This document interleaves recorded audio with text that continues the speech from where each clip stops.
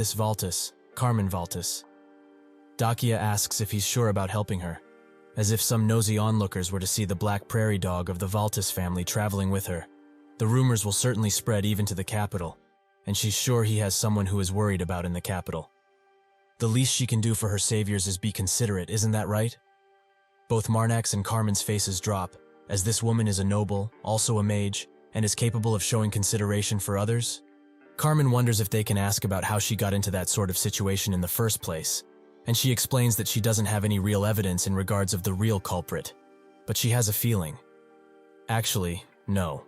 She's sure that this kidnapping was planned and paid for by her brother, who always despised her, Durso Irimal.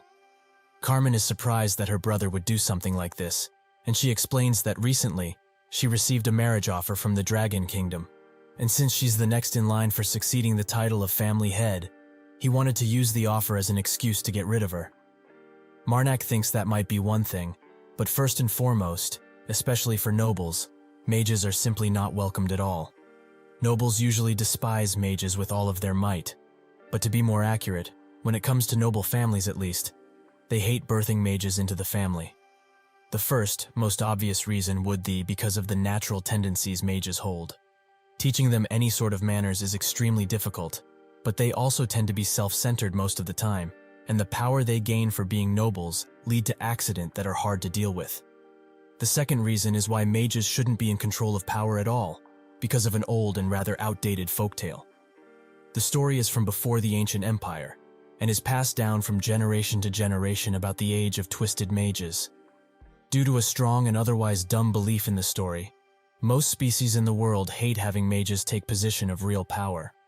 That is why when she told them that she was pursuing to become one of the High Lords of the Northern Kingdom, he presumed that, unless she were to kill her own flesh and blood, her brother, to take that powerful position, she wouldn't be able to do it. He is very intrigued on how she will carry out such an impossible task. Of course, that would be the case if she told the story once, at least. Dakia asks if they are paying attention to her story, and Carmen notes that, using excuse as a marriage, she suspects the people around her were trying to sell her off to the Dragon Kingdom. Isn't that right? She notes that he's correct, and Marnak explains that they tried their best to listen to her story, but she has already told it 3 times, so he hopes she understands why they are unable to focus on her that much. Also, while she has been focused on the story, her meat has been burning all of this time. He gives her his, and takes the burned one from her. Dakia thanks him for this show of kindness, and Marnak notes that she will do better at grilling the next time, but that can only happen if she reduces how much she talks when cooking. A little while later, Dakia asks if she can present the both of them with an offer. Marnak expected this already, and she says that she would like for them to take her to Beatus, which is part of the Irimel family territory. If they do so, she will pay the both of them their weight in gold. This takes Marnak by surprise, as he knew that High Lord families were something else entirely, but they are also very generous, it seems. However, with his current client being Carmen, if they are to escort the lady to Beatus, his journey of finding his long-lost mother will be delayed.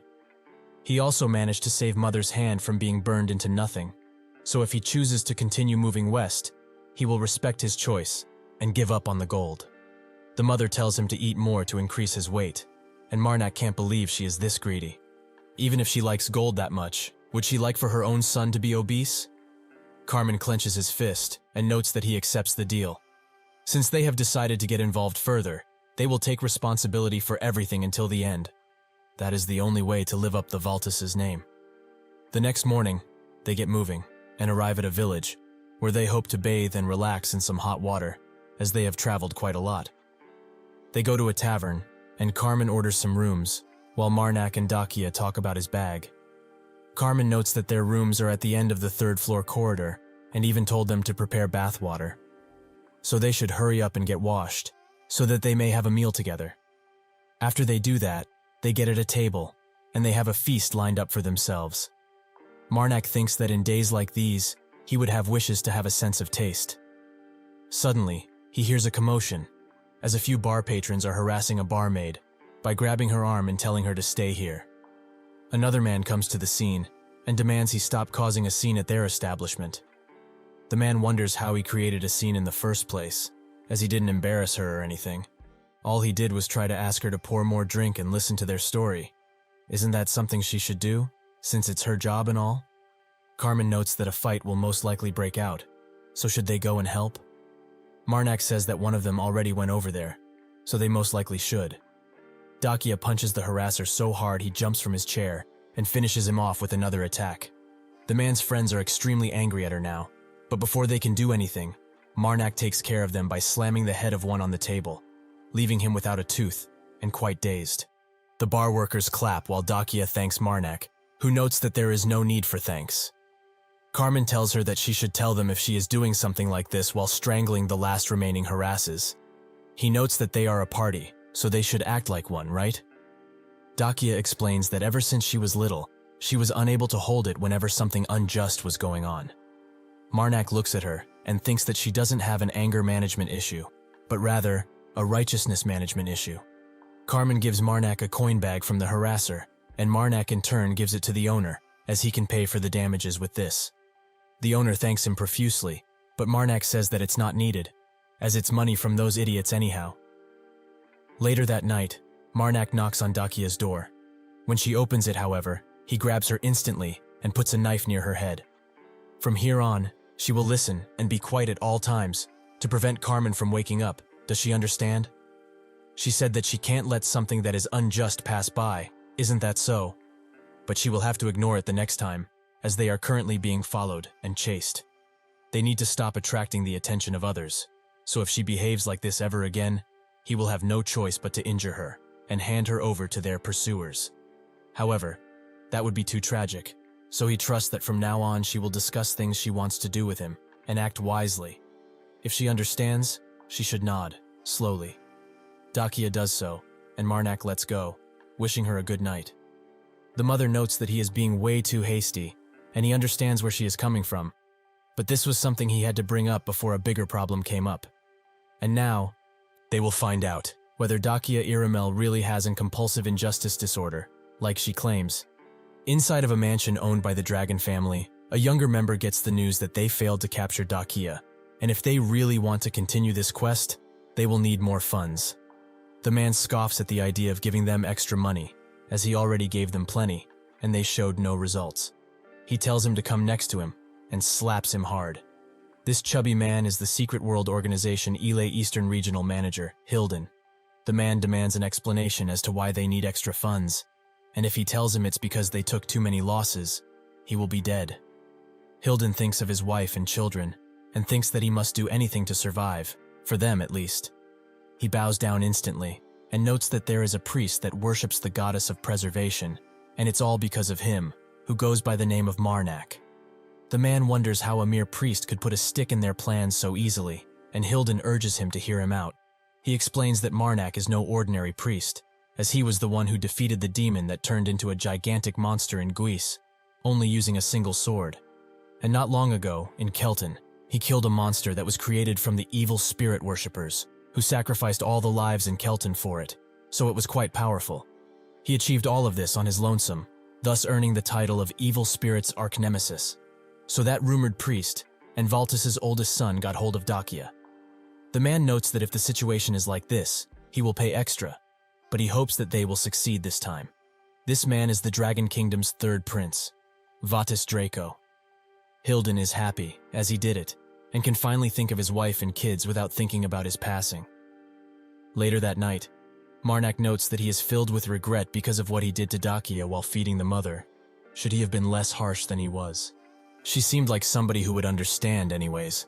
The mother tells him to not worry about other women, and Marnak notes that even if she is a woman, which he knows she despises, she is still their client. Suddenly somebody knocks at the door, and Marnak asks who it is. It is Dakia, and he invites her in.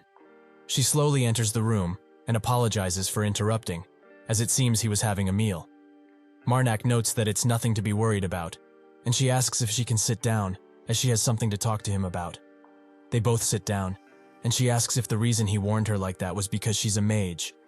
Marnak looks downwards without responding for a second, and finally replies with yes. Dakia notes that she knew this was the reason, as the way he looked at her is something she is very used to by now. As most people have gotten hurt by mages, so they look at her with those kinds of eyes, weary yet spiteful. However, this experience was a first, as his eyes were filled with hatred towards her. But what he spoke of was about how to be a better companion, since they are traveling together and all that. Marnak blushes for a bit, and Dakia explains that most people who look at her with that distaste in her eyes try to do something bad to her. However, if she's honest, if she witnesses another unjust incident like the one that happened today, she won't be able to ignore it that easily. But from now on, she will make sure to discuss it with him, as he has suggested, since they are companions. She came here to tell him just that, so she will be taking her leave now. She wishes him a good night while he ponders the situation. But before she can leave, he grabs her attention. He thinks that he acted quite harshly towards her, and was rude, so he would like to apologize. Dakia smiles deeply, and notes that this is the first time he's looking at her properly, with kind eyes, so she's very happy. Marnak asks if that is so, and she asks if they have made up now, without any grudges, right? Marnak says that it is so, as he isn't holding any grudges towards her. She winks at him, and notes that she is looking forward to where their adventure will lead them next. He feeds Mother again, and thinks that in the end, mages are people, no matter what. This foolish son is finally facing the truth he had been avoiding all of this time. The mother says that he should stop talking about that and feed her more, which he laughs at. Later that night, a few goons swarm the tavern and demand that they hand over Marnak right this second, or everyone in this establishment will die. Inside of a camp, a man reads a message and notes that something is clearly off. Besides the request to capture the maiden of the Iramel family, who has silver hair and golden eyes, like everyone from her family does, what is the matter with this priest? To have the evil spirit's arch-nemesis title means that he must be Priest Marnak, right? Suddenly, one of his subordinate, who calls him Sajita, notes that the priest they have been looking for is here. But the woman from the Iramel family isn't. He is surprised by this, and asks where he is right now. Surely not starting a fight or anything, is he? Suddenly, they hear a scuffle going on outside, with a man demanding to be let go. Sajita goes outside, and sees Marnak holding one of his subordinates by his neck. The others are ready with their swords, but Sajita orders them to drop them, as they do not know what they are doing. They hesitate, so he has no choice but to scream at them, demanding they do what he ordered now. Reluctantly, they withdraw their weapons, letting Sajita think that they were all slacking off when he was briefing about the request. Like the dumbasses they are in so much trouble right now, it's not even funny. He approaches Marnak, and after a giant gulp, kindly asks if he is the priest Marnak there are so many good rumors about. Marnak says that he is indeed that priest, and Sajita pleads with him to let go of the thing that he is holding in his hand right now, as it is starting to foam at the mouth. Marnak does so, and notes that he would like to meet the captain of this mercenary corps. Sajita hesitates to answer for a bit, but explains that the captain of the Red Bear Mercenary Corps is right in front of him, and who he has been talking with all of this time. Sajita invites him inside and offers him some strong alcohol, but Marnak refuses, as he is not one to enjoy drinking, but he does appreciate the gesture. Sajita finds this quite annoying, as he was hoping to loosen his tongue and make the conversation much easier. Now he has no choice but to give up entirely on that idea. Marnak notes that he heard something from his colleague, who came looking for him this very morning. He said that he wanted to meet them. So is he wrong to think that this is regarding the scuffle that happened yesterday evening? Sajita smiles, and wonders what to do now. Get straight to the point, or test the waters with him a little while longer. By implying that their target is the maiden from the Iramel family, with silver hair and golden eyes, because they have been struck by a mighty curse from the organization called Eleceed. This situation is very difficult, as this priest is rumored to be a terrifying individual, and the rumors seem to be very true. He hates quarreling with him in any sort of way, but all of this is the fault of that damned vice captain Pelguin. Suddenly, he arrives at the camp, clearly very drunk, and gets the news that the priest dropped by, which he finds extremely funny. He goes inside of the tent where Marnak and Sajita are exchanging pleasantries, and asks Marnak directly, "Is someone from the Iramel family among his party?" Marnak notes that indeed there is someone from that family, a woman to be exact. Pelguin says that this is great news, so he should listen here while he still can. He will hand over the woman and be allowed to leave, unless he wants to meet a gruesome death, that is. Marnak instantly pulls out his sword, and before Sajida can warn him, Pelguin gets his hand cut clean off. The hand lands on the ground, and he starts screaming from the pain, a scream which can be heard throughout the quiet mountains. Marnak finds this situation quite funny and strange. He doesn't remember ever telling him his name directly, yet here he is, saying it with such an affectionate tone. So, who was it? The person that wanted to track him and his party down? Sajida knows what's about to come, and is rightly horrified. A mercenary screams that their vice-captain's hand has been cut off, so they will all make their way to Sajida's barracks and show the priest that they aren't pushovers. They all charge in, but the moment someone steps inside of that tent, their head gets cut clean off. This scares the mercenaries, but they steel themselves and surround the tent. Sajida looks at Pelguin, who is now completely sober, and begs him for help. Marnak raises his sword above him and thinks that this sack of sadness won't be answering his questions anytime soon, so he has to dispose of him. Suddenly, a spear appears and blocks Marnak's attack. He is quite surprised by this, as he didn't expect him to take action so suddenly. Sajida explains that he wasn't going to, but the relationship he and Pelguin share is a deep one, as they go 15 years back. The mother urges Marnak to use caution, and Sajida tries to strike him with the spear. Marnak just cuts the tip of it when he gets the chance to, making Sajida pull the tent over him as a last resort, which angers Marnak. He swings once, and Sajida runs as fast as he can while warning the others to do so as well. But it is much too late, as their heads start coming off one by one, from one single swing. The one with swift reaction time see this and start running away from fear of getting their head getting cut off. Blood is spilled everywhere, and Sajida grabs another spear while damning this day. Mother orders Marnak to do something, but he already knows very well. No matter what, he will bring the one who ordered them to track his party down, to the tip of his blade. Sajida throws the spear at him with all of his might, but Marnak just blocks it with the corpse of one of the fallen mercenaries. He uses the sword to cut through him like butter, but Sajida manages to dodge in time and grabs another spear. He starts fighting Marnak one-on-one, and their weapons clash, creating a small shockwave. He orders his men to get Pelguin from the tent and treat him. While he is fighting the priest, they have plenty of time. Both of their weapons fly into the air, and Marnak uses this opportunity to charge up a deadly punch and strikes Sajida directly in the arm, making the snow around them fly in multiple directions. Marnak looks at him and smiles, since it has been quite a long while since he fought somebody of his level. Sajida grits his teeth and demands his men to fire. Marnak thinks that there was an archer all of this time and retreats from the fight, as if an arrow were to hit one of his joints. It would be extremely difficult to fight. They both sit in silence for a while, and when Marnak looks around, he spots that not a soul is around them. They are completely alone in this situation. The mother wonders what is going on, and Sajida screams at the bastards who dared abandon him like this. Marnak asks him if he is going to continue fighting, as he has been left behind without a thought. Sajida drops his spear and notes that he is surrendering. He will tell him everything. He only asks for his life to be spared. First they bury the dead, and when they get to Pelguin, Sajida notes that he always wanted to beat this bastard to a pulp one day. But now that he is actually gone forever, he feels strange. Marnak asks if he doesn't hate him now, and Sajida asks if he is going to be killed if he says that he does. Marnak asks if there is a good reason to keep a person which hates him alive, and Sajida smiles, saying that indeed he is right. He is also not great with words, so this will be quite hard for him. A mercenary's job is to kill and eventually be killed, so there were times when he had to work with guys who killed his companions earlier.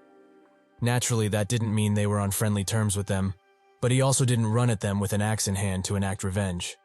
So he doesn't hate him at all. The fact is that he feels a bit lonely now. This mercenary group was failing anyways, so nothing of value was really lost. Marnak asks what he will be doing from now on, and Sajida notes that he doesn't know. It's been 15 years since he was completely alone like this, so he's a bit lost on what to do, as all he knows is how to fight. Most likely, he will end up doing mercenary work once again. Marnak ponders the situation for a bit, and notes that if things are like this, why doesn't he meet an employer that pays a lot? Sajida wonders what he's talking about, as this came out of the blue. Later, Dakia is quite mad, and Sajida just starts scratching his head. Marnak asks if there is some unwashed blood on him or something, but she notes that isn't it, as she washed up very well. Marnak notices her tone, and Mother screams at her. Marnak asks if she is acting like this because he left without saying a thing, and she notes that he is well aware why. After last night's deep conversation, Sho is certain they had established a much deeper bond, but it seems that she misunderstood it, right? He told her that she needed to discuss things with him before anything goes down, but this seems to not count for him, as without any sort of discussion, he left on his own accord.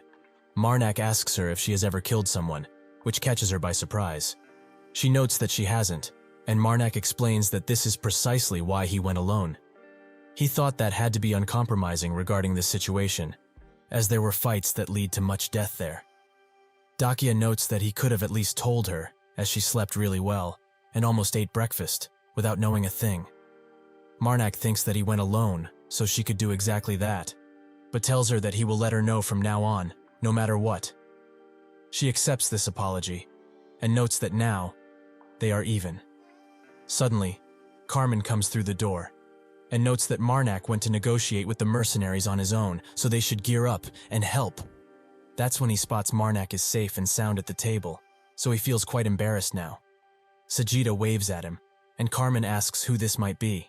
Marnak notes that it's just a new mercenary the princess hired, so they should introduce each other while they still can. Dakia notes that, even if he trusts this guy so much, she hopes nothing bad will happen between them. Sajida notes that nothing bad will happen. He promises that, and Carmen notes that he is quite happy to have a sturdier companion around. But now, he will go to the village smithy, as he ran here while choosing arrowheads, so he needs to get back to that. The sun is already up as it is, so they will take their leave early tomorrow morning. Nothing bad will happen in that time, right? Somewhere in Eratico, a girl starts whining about when they are coming. Just when is that going to be? A man asks if he is sure they are coming here, or at the very least that they arrive faster, before he goes insane from all of this needless whining. The girl is still on the ground and very impatient for their arrival. The other woman sighs, and notes that they will arrive soon enough, as she has been checking their location quite regularly, so she is certain. The girl comes next to her, and asks once again, is she really certain that they are coming here, to Eratico?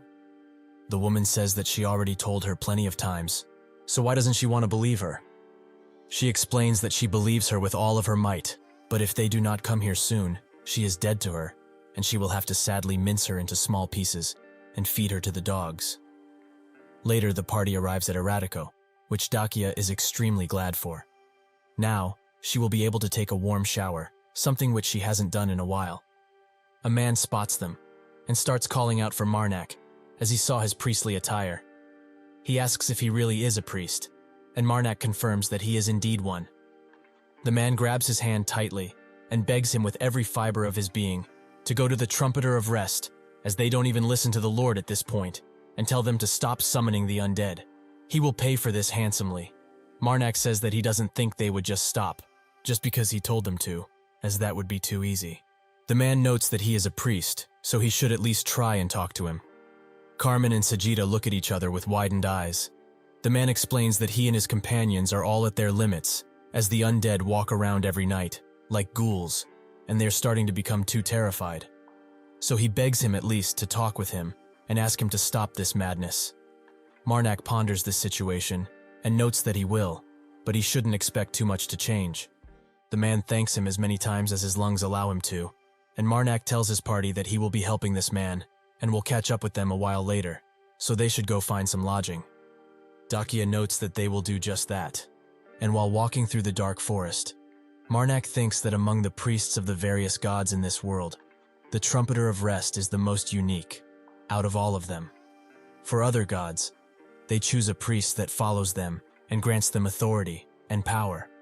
But for the Trumpeter of Death and Rest, one eventful day, without any rhyme or reason, they grant a random human authority and the power that comes with it. The chosen ones all go under the same title, Trumpeters of Rest, and they carry out their lives tending to the dead and all things related to that. Why would they do this? That is a mystery that hasn't been cracked to this day. The truth is that nobody truly knows. All anyone knows is that to awaken the dead from their eternal slumber, the trumpeters appear where many corpses lie. They blow on their trumpets that make no sound at all and walk around like a soldier, leading the dead. Of course, There were people in power who didn't like this phenomenon, that is a given, but nobody even dared to lay a finger on the undead lead by the trumpeters. It makes sense though, as if one would go up against an army of undead that can raise infinitely. They would surely meet their end, as there is nothing they can do. With that, most if not all trumpeters of rest live their lives in complete solitude and go around with the undead, their true companions. They are something like a natural phenomenon that should be studied. Eventually he arrives at the trumpeter's location and greets him. The trumpeter doesn't speak a word, allowing Marnak to continue. He is sure that many have come and gone through here, but he wasn't in the position to reject this favor. He has simply come to say the same things as many others have. Doesn't he think that it's about time he hangs up his hat and leave this place for another? As he may already know, for most normal people, the moving undead is something very unpleasant and mortifying to witness. Or perhaps, is there another reason behind him wanting to remain here? They don't usually stay in one area for too long though, so that must be it. The trumpeter looks at him and says 3 words, evil spirit worshippers. They will be the ones who will cause many deaths. He points behind Marnak and notes that all of this will happen in Erratico. Marnak asks if there really are evil spirit worshippers in that town, and the trumpeter looks at him. Unfortunately for him, it has already begun. A giant beam comes out of the sky directly into the town, and Mother tells Marnak to hurry, as they don't have much time left. He thinks that this time, it won't be like Kelton, where everyone died. Things will not go however they want to. He promises this. The girl, who was a devil worshipper all of this time, screams that the toy she wanted to play with is not here. She said that he would be here, but he isn't. The woman notes that she verified that his companions have entered the city, so she only needs to wait for a moment, as they will find him soon enough. The girl demands she just die already, but the man urges her to stop, as he thinks that he just appeared. The girl turns around and asks where, and the man points him out. Marnak sits in the flames and is utterly filled with rage. The girl is ecstatic that they finally found him, and Marnak begins smirking from ear to ear, as he didn't expect to meet these bastards in a place like this one. The man notices something, and Mother urges him to calm down. Marnak revs up his chainsword and ignores most of Mother's pleas, something which he hasn't done before. He thinks that she is correct, and he needs to calm down, but he is not going to care about dumb things like that this time. As he probably already knows, this mage bastard that is in front of him is someone who long ago killed his savior and him. He is somebody that he needs to take revenge on, no matter what happens. Way back then, when he didn't have anything, except many unnecessary worries, he lived every day trying to earn something, and on the days that he couldn't hope to earn enough, he had to starve, no matter how hungry he was. On a day like that, which was quite common for him, and when the blizzard was unusually intense for the time, he met his savior, Shantux.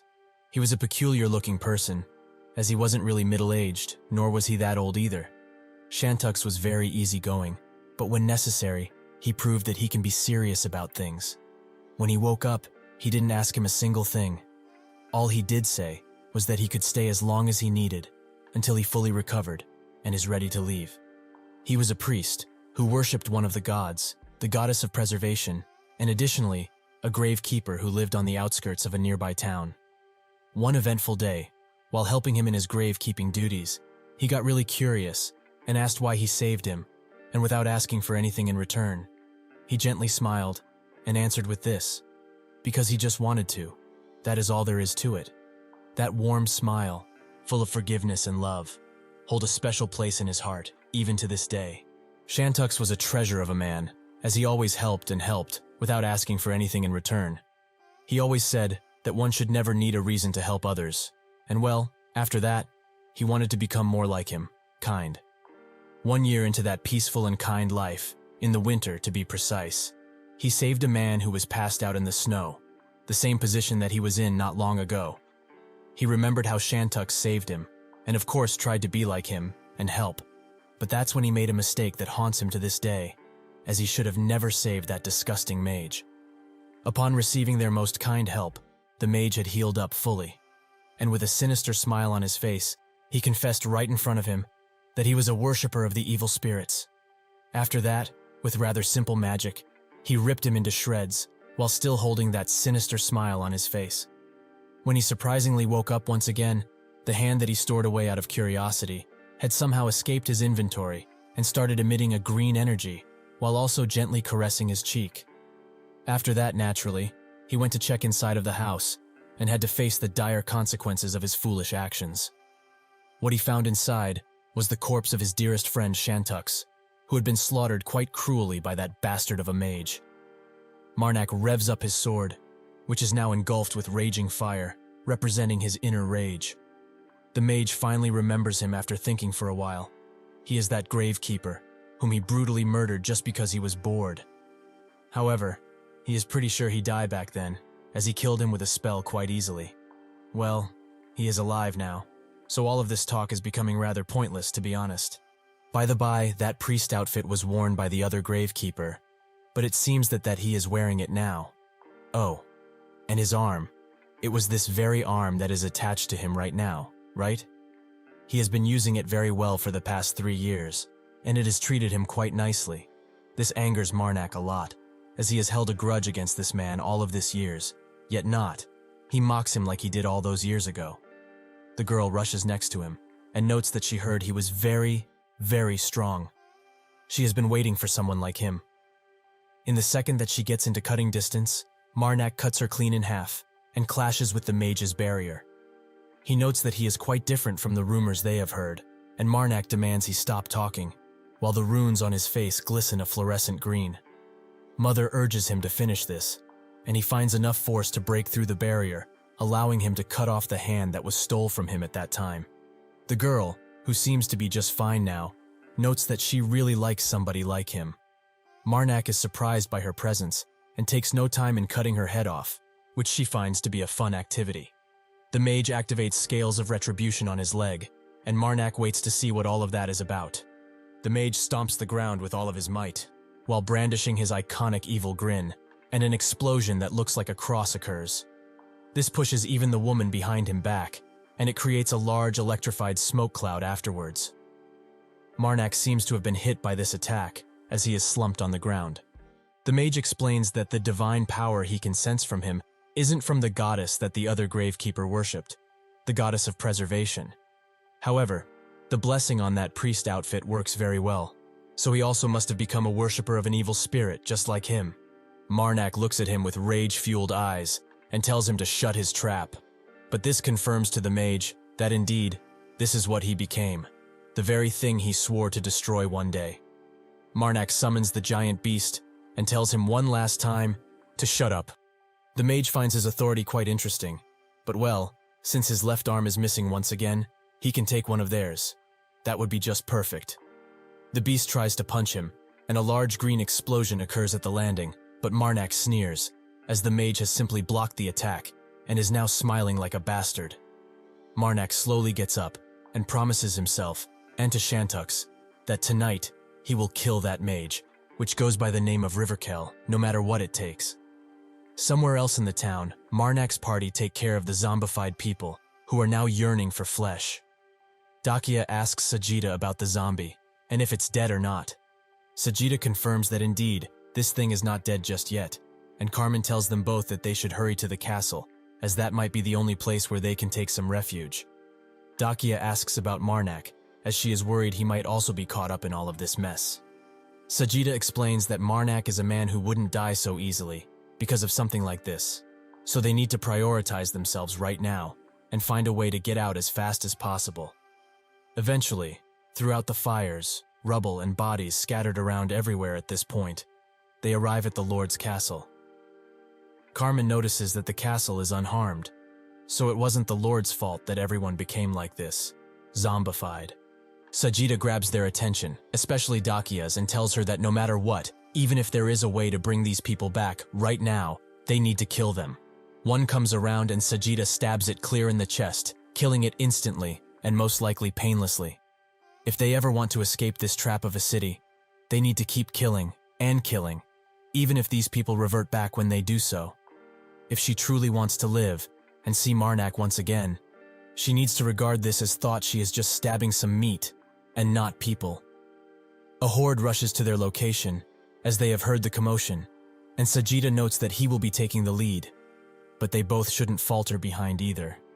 Dakia suddenly smiles and pulls out her blade, slashing the first zombie that comes around. Carmen is glad that Sajida encouraged her like this, and with that, they all make their way to the castle gates. However, while fighting, Sajida notices something.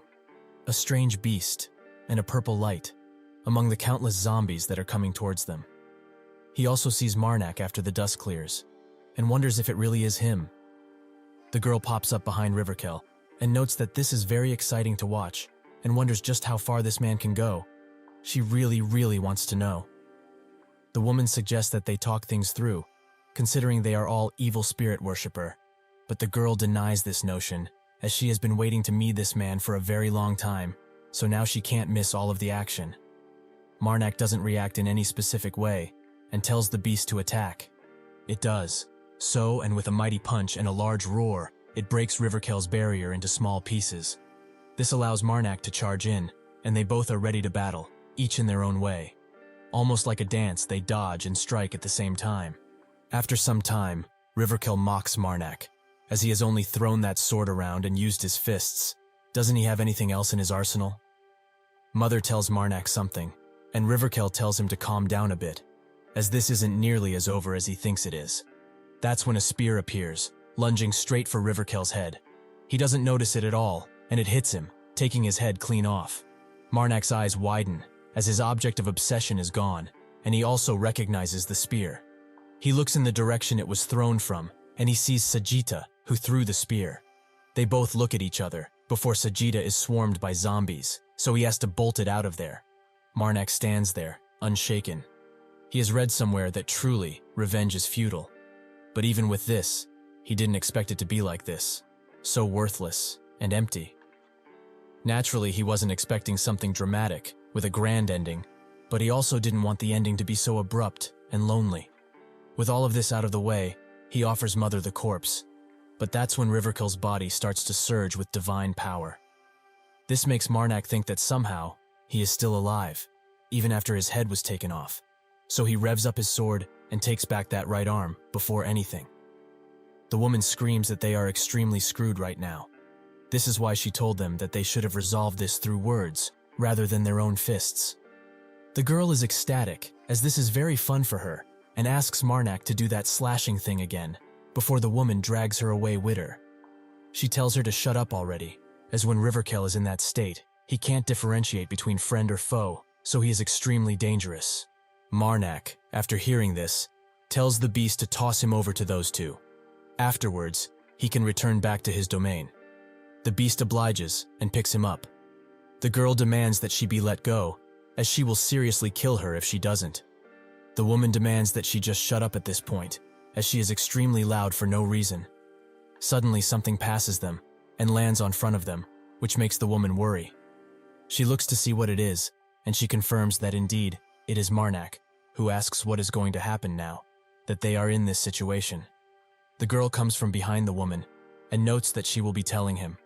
Her name is Pearly, while this short-haired woman is named Bina. The woman tries to plead with her to stop speaking, but the girl continues to explain that they are what one would call a secret society of evil spirit worshippers. They go by the name of Liberatio.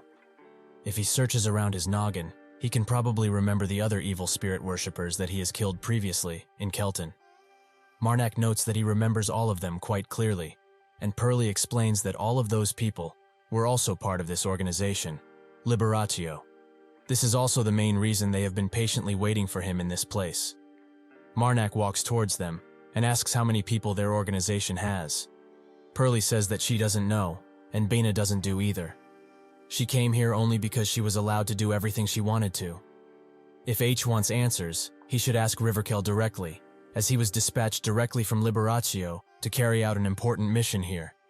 Though right now, he might not answer, as he is in quite a peculiar state. Marnak asks what the goal of this organization might be, and Berna steps up, noting that she will be the one to tell him. Their goal is a simple and righteous one. It is to create a world where it doesn't matter what god one chooses to worship. A world where people aren't persecuted just because they chose to worship a god that the world thinks is evil. Marnak asks why they burned this village down then. Will this help their cause in any way at all? Berna says that she didn't want for things to become like this either, and it's mostly because Riverkel liked to cause a lot of trouble. The only reason they came to this village is because they have some things to collect, and one of them he possesses. Marnak asks what item she might be talking about, and Berna notes that she is talking about the holy relic, the marble that was in the body of the Incarnation. Marnak tightens his grip on his chainsword and thinks that his assumptions about all of this was correct. Using the holy relic that possesses Mother's primordial power, these people want to do something with that power. But what? Marnak tells them that the marble they wanted simply broke, and Berna thinks that he is lying, as something so precious couldn't just break so easily. Marnak notes that it did, even if it is that precious, and he left the remnants somewhere in Kelton, basically throwing it away. Marnak also asks if there is only one of them, and Mother listens intently. Berna is hesitant to answer that question, but Pearlie screams that there are 4 more, which makes Mother scream in rage. This is only natural, as she is the owner of that sealed power, so she is rightfully angry because of this. Berna scolds Pearlie for telling him all of this information for free, but Pearlie says that he was going to find out anyways. Since he is on their side, God, can she be petty or what? Marnak smiles at the notion of them having 4 more, and he wants to ask something. Who is the one who drove all of the citizens in here to insanity? Pearlie immediately notes that it wasn't her, as she doesn't know how to do something like that, and Berna tries to scold her for telling him all of this so easily, but she doesn't get to, as Marnak cuts her head off without remorse. Pearlie is quite surprised by this, and Marnak also cuts her head off, but she doesn't seem to be fazed, and notes that they will be seeing each other in the future. Marnak offers the corpses to Mother, but only Barna's corpse is swallowed, as Pearlie seems to still be alive somehow. However, now that the cause of all this is eliminated, this village has become pleasantly quiet. Suddenly Carmen calls him over, as everyone who was zombified suddenly fell over on the ground. Was it perhaps his doing? Marnak confirms that indeed it was, and Sajida asks if his spear was of any help. Marnak explains that it was much more helpful than he would expect, as even he was overwhelmed by how helpful it was. Sajida says that he is glad to have helped him out this much, and Marnak hopes that he didn't see the gigantic corruption beast helping him. He tells everyone that they need to get moving, as something big will be awakened very soon. They are all quite puzzled by his words, and Carmen asks what he means, but that's when the ground starts to rumble, and the air is filled with death. An amalgamation of every corpse around here rises, and wants only one single thing: to kill. Marnak looks closer at it, and his expression dims, as this creature is made entirely out of corpses. Marnak notes that this is what he was referring to when he said something big was coming, and thinks that Riverkel has an extremely annoying hobby. Even after his demise, he gathered all of the corpses in this village, and took on this disgusting and rather pathetic form. It is an authority that fits an ugly person like him perfectly. Mother agrees with his assumption, and Marnak tells Dakia that he knows she is quite sad that she had to bloody up her hands like this, but he will comfort her once they are done with this. So for now, she needs to be strong. Dakia smiles and asks how he will be comforting her. Marnak notes that he will be thinking about that, as firstly, in order to save the people remaining, they need to stall for time. Carmen asks if somebody will be coming to help them if they were to stall for time, and Marnak confirms that, yes, he is sure that a certain someone will be coming. The trumpeter arrives at the village gates, and Sajida notices him. He notes that the person he wanted to wait for, it already here. The trumpeter blows his horn, and the undead he herded in here jump into action, and they all rush to beast that is made up of bodies. Slowly but surely, they all climb up and feast on its flesh. The beast can't do anything to retaliate, and only howls. The 4 look at this sight, and Dakia notes that it seems the person who herded the undead is coming in their direction. Marnak notes that he is doing just that, and the trumpeter stops when he is in speaking range. He asks, between the 4 of them, he would like the most agile of the group to take this spear that he is holding and stab the heart of the beast with it. Marnak picks up the spear from the trumpeter and asks if he perhaps also has a sword. He looks at Marnak in silence, and shortly afterwards, hands him a sword bearing the same style as the spear. Marnak is pleasantly surprised about him being able to create things so fast, and asks if he can also create 2 more swords and some arrows with them. The trumpeter looks at him, perhaps peeved about his constant requests under the mask, and summons the respective items, while telling Marnak to say what he wants all at once, as they don't have this much time to waste. They all get equipped, Sajida with the spear, Carmen with the bow and arrow, and Dakia with one of the swords. She swings it around, and notes that it is quite light, and Marnak also thinks the same. It is a good weapon. Its sharpness is nothing to scoff at, as it is made purely out of bones, and it is also imbued with the divinity of the trumpeter. Against the undead, and especially against such a disgusting beast, it will be very effective. The trumpeter comes next to him, and explains that he will be stopping that being's movements for a while. During that time, they will be attempting to stab the giant's heart, and hopefully succeeding. Should they do, their rewards will be the very weapons they hold right now. Marnak agrees, and so the trumpeter blows his horn, while they all get ready for battle. The noise starts vibrating throughout, and when it reaches the beast, who is still being assaulted by the undead, they explode into liquid, which covers the beast.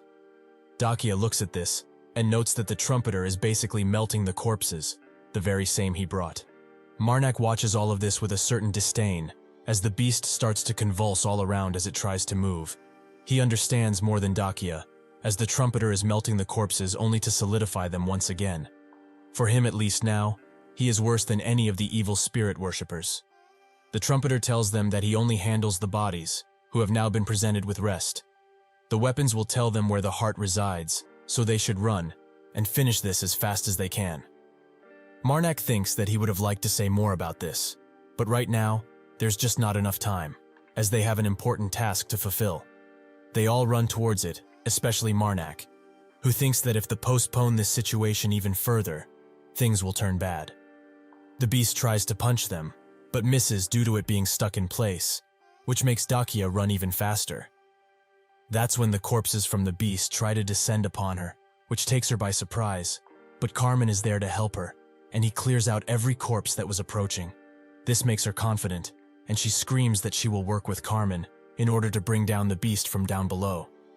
Marnak agrees and tells Sajida, who is right next to him, to pierce the heart if he can, as he will distract the head while he does that. Sajida agrees, and so they both go into different places. The beast tries to stop them with the countless bodies it has amassed, but they do not hold a candle to their skills. However, there is a reason that Marnak aimed for the head specifically.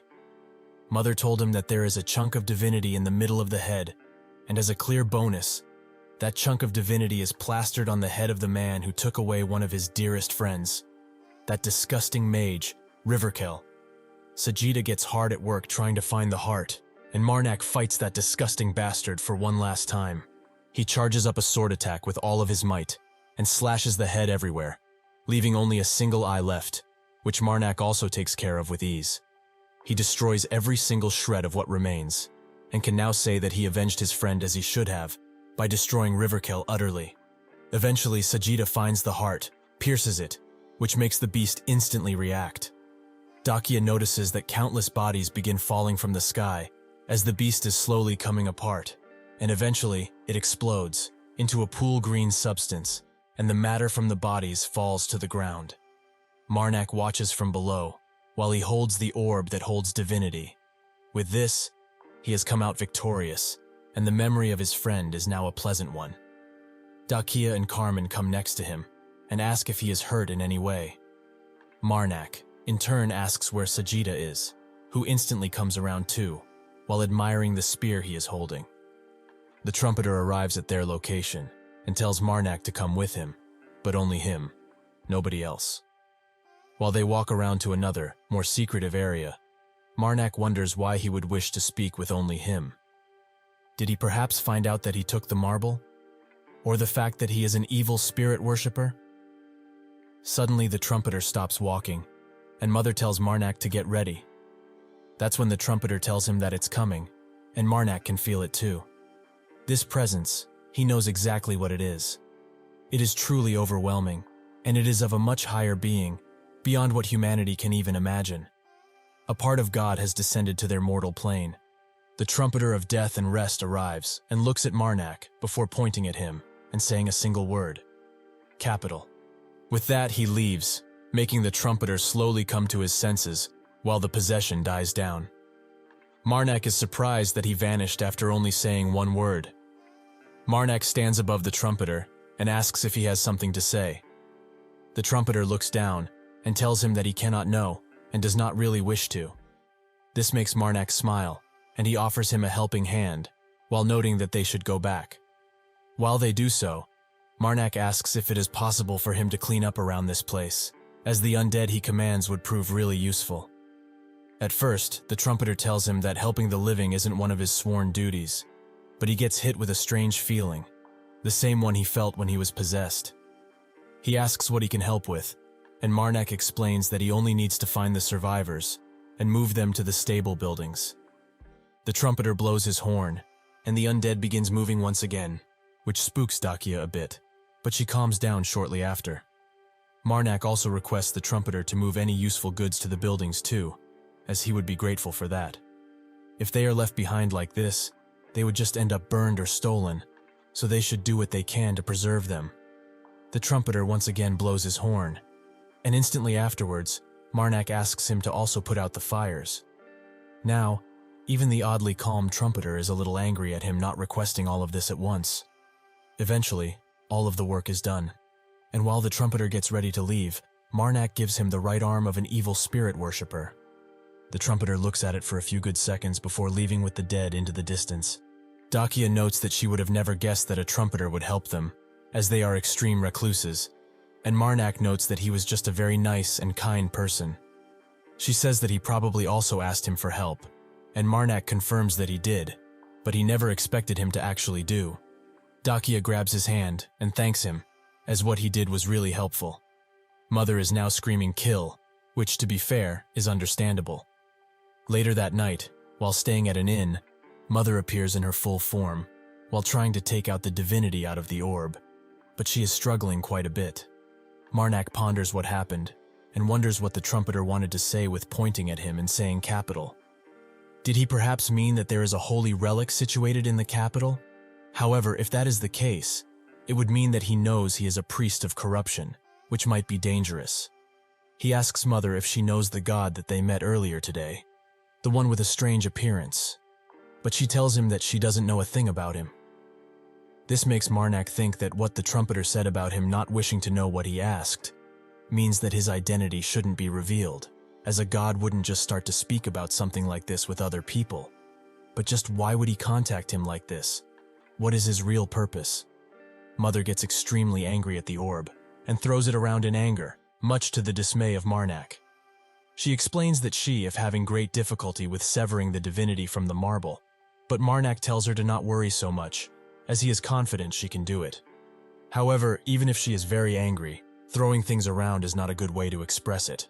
Mother notes that she just wanted to be more useful for him, which Marnak is extremely grateful for, but she shouldn't throw things around, no matter how frustrated she might feel. She doesn't need to worry, as she will be 3 times more charming than she already is when she finally cracks it. Mother asks if she will be charming to him too, after she accomplishes that, but Marnak says no, which shatters her whole world. Marnak pleads with her to listen until the very end, but she is already crying. Marnak explains that she is already extremely charming to him, so it is all the same to him, whether she is 3 times or 300 times more charming than she is right now. Mother promises to not throw objects around anymore, and so, the issue is solved. At a tavern in an undisclosed location, the priestess listens as 2 men are having a conversation about evil spirit worshippers, who seem to be all over the place lately. Not just in this kingdom, but also in the East Kingdom, the Desert Kingdom, and the Northern Empire also. And additionally, Kelton and Eratico have also suffered greatly because of the evil spirit worshippers, so is their city also in danger? One explains that they shouldn't worry about that, as there was someone who killed all of them, in both Eratico and Kelton. This is all thanks to Marnak, who saved both of those cities. They cheer for Marnak and his exploits, while the priestess ponders all of this information and finds it quite interesting. Hilden walks through the halls and damns this situation, as he just barely managed to convince the Lord of Eratico to catch the princess. But thanks to those evil spirit worshipper bastards, everything went down the drain. Now, he can only hope that the Dragon Kingdom prince doesn't take his inevitable anger out on him. However, he will be more furious if he doesn't show up, so he has to, no matter what. Hilden knocks at the door of the chambers, and the prince demands he enter, while looking at the door quite angrily. Somewhere else entirely, a bandit tries to plead for his life while Marna